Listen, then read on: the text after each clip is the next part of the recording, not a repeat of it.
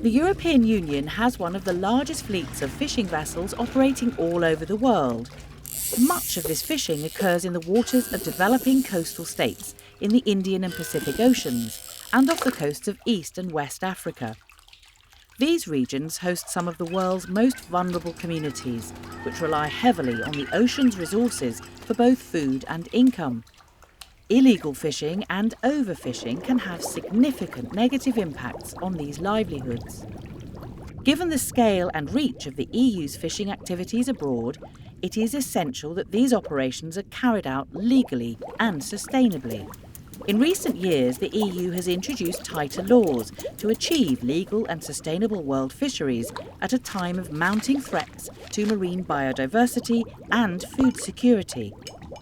In 2010, the EU adopted a regulation against illegal, unreported and unregulated fishing to ensure that the EU's imports of fish are subject to strict controls.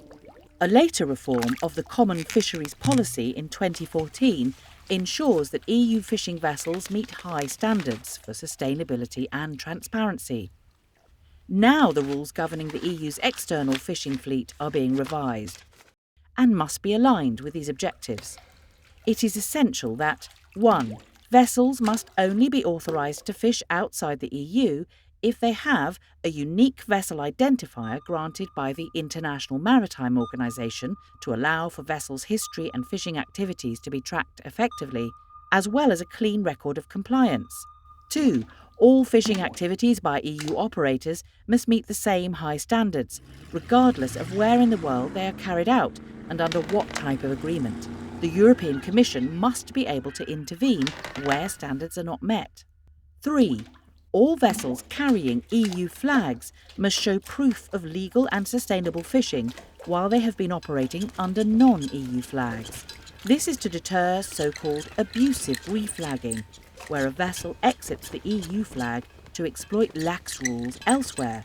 Currently, EU vessels can reflag to the EU despite a poor track record of sustainable legal fishing.